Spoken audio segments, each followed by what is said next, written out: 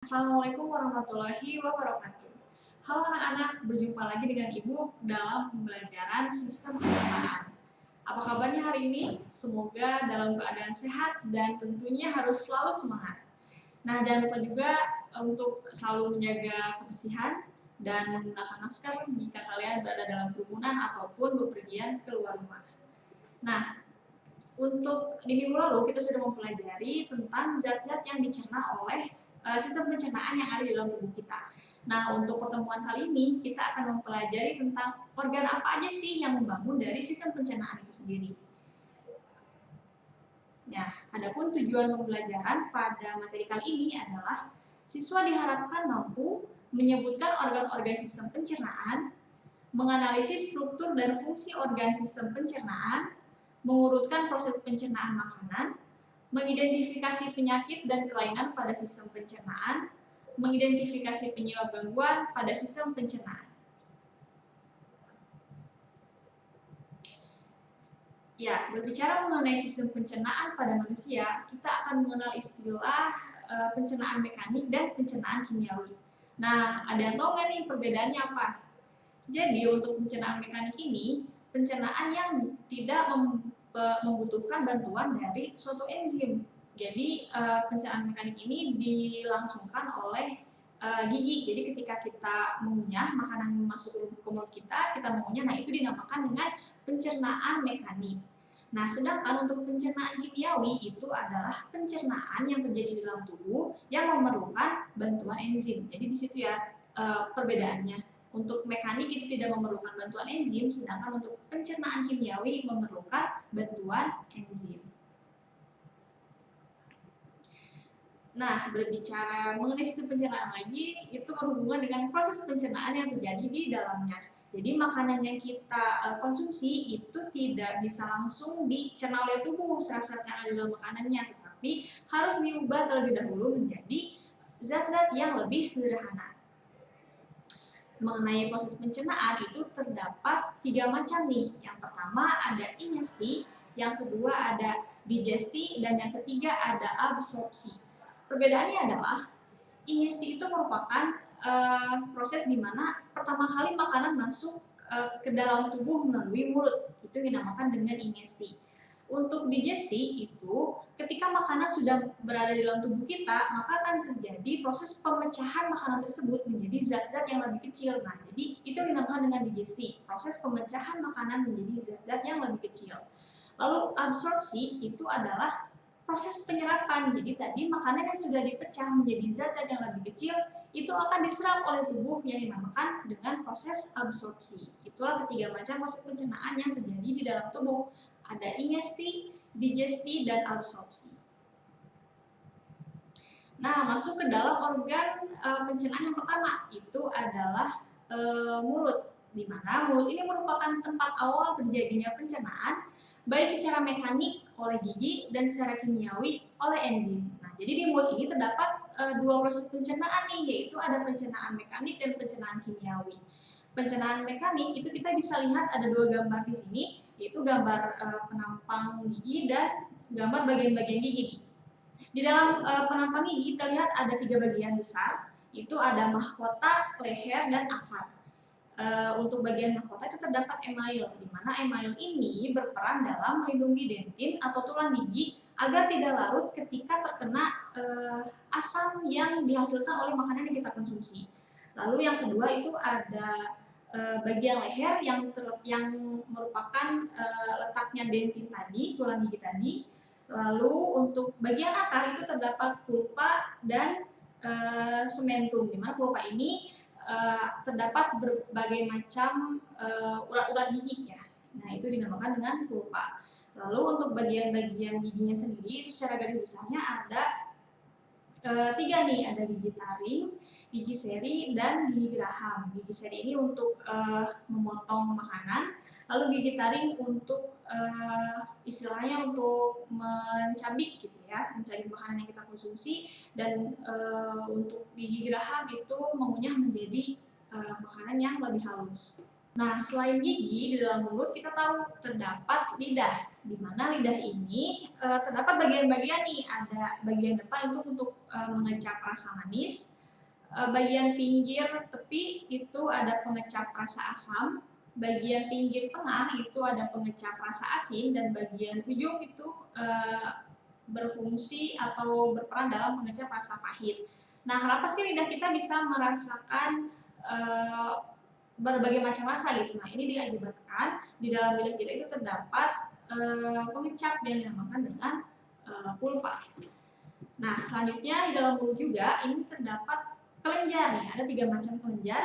Ada kelenjar parotis, kelenjar submandibularis, dan kelenjar sublingualis. Di mana ketiga kelenjar ini berperan dalam menghasilkan kelenjar saliva atau air liur. Di mana kelenjar saliva ini tadi berperan dalam proses pencernaan secara kimiawi karena menghasilkan enzim amilase dan enzim petialin. Nah, setelah masuk ke mulut dan tadi melewati berbagai macam proses pencernaan, makanan yang sudah menjadi bolus itu jadi bulatan-bulatan makanan itu akan dilanjutkan masuk ke dalam kerongkongan, di mana kerongkongan ini merupakan saluran panjang dan tipis sebagai jalan makanan yang telah dikunyah dari mulut ke lambung.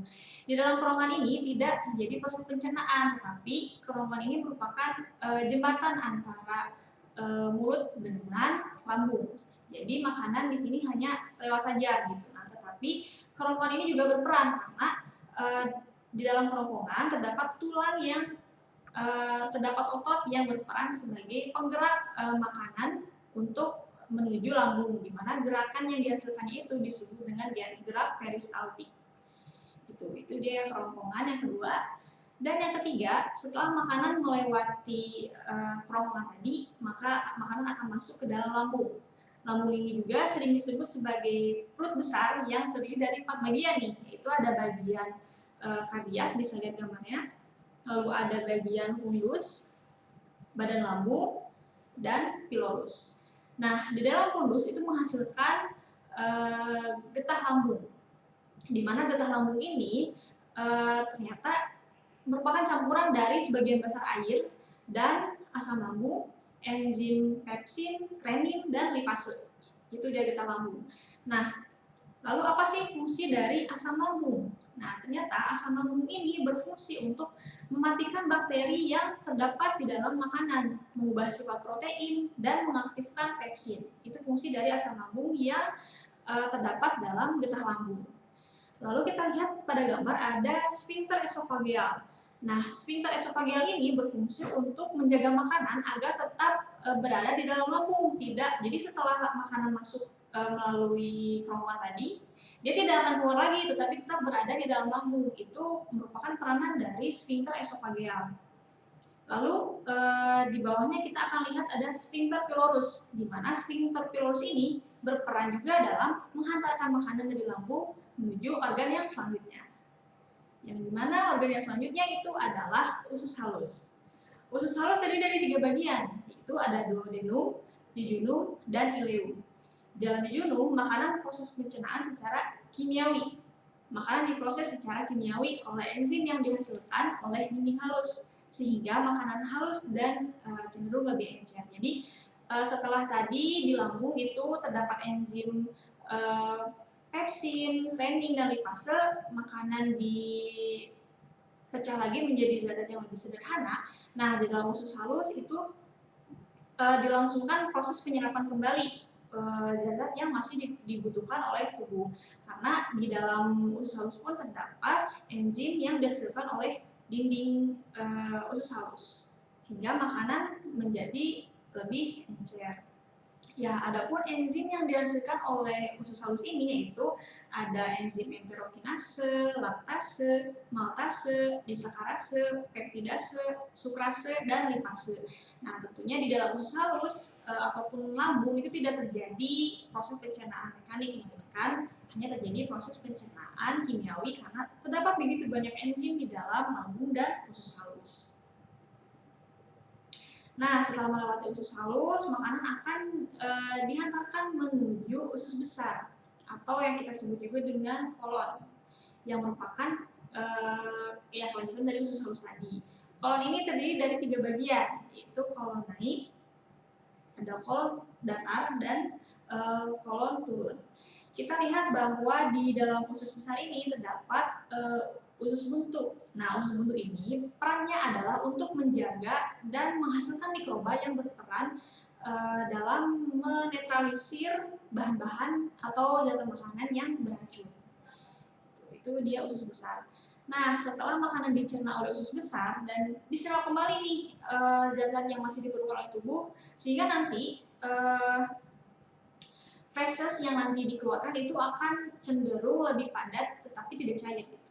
Nah, feses tadi itu akan ditimbun di dalam rektum sebelum dikeluarkan melalui anus. Jadi anus ini merupakan bagian akhir nih dari saluran pencernaan. Nah, rektum juga dapat berkontraksi yang aktivitas kontraksinya dapat menimbulkan defekasi melalui anus. Jadi defekasi ini maksudnya adalah pengeluaran zat sisa pencernaan yang tadi yang disebut dengan feses. Anus terdiri dari 2 lapisan otot, yaitu ada otot polos dan otot duri.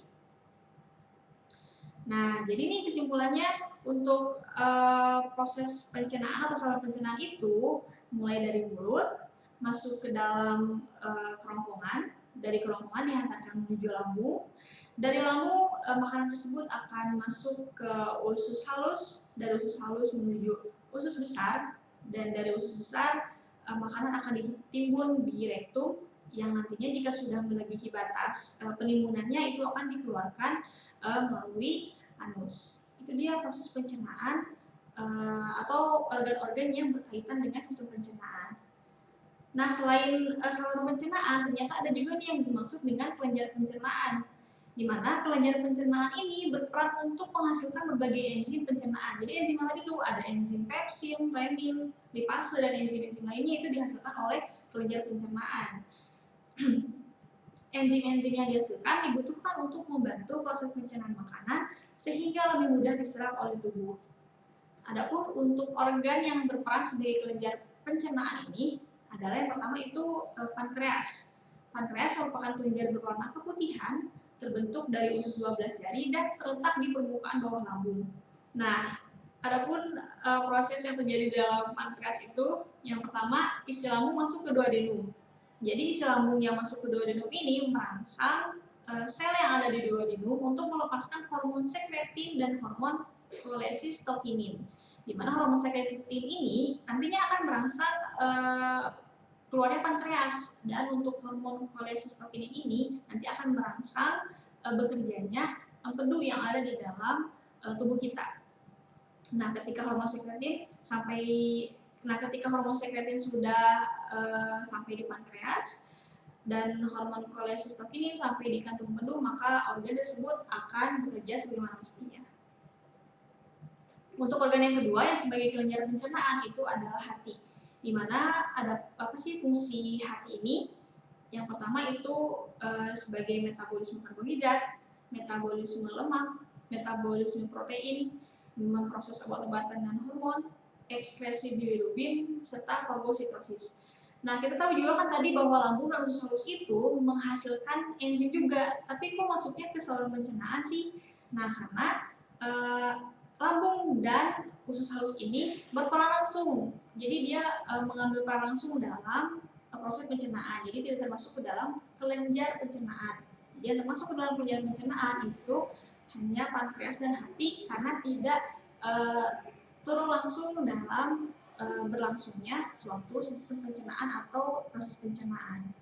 Nah, untuk yang terakhir itu adalah mengenai gangguan pada sistem pencernaan manusia. Di sini Ibu hanya mencontohkan dua contoh gangguan. Nanti kalian silakan untuk menganalisis dari link video yang nanti dicantumin di kolom deskripsi. Nah, bisa kalian nanti analisis apa aja sih gangguan yang dapat terjadi pada sistem pencernaan manusia.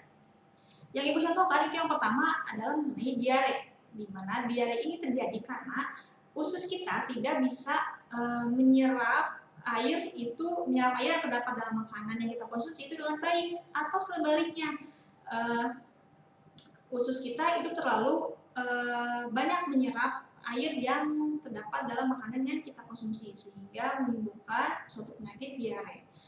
Nah, lalu penyakit yang kedua itu ada usus buntu, di mana kita tahu bahwa usus buntu ini ternyata berperan nih dalam menjaga dan menghasilkan mikroba yang ada di dalam usus besar. Jadi untuk menetralisir zat-zat berbahaya yang ada di dalam usus besar. Apabila usus buntu ini terganggu, maka kerja dari usus besar pun itu akan terganggu.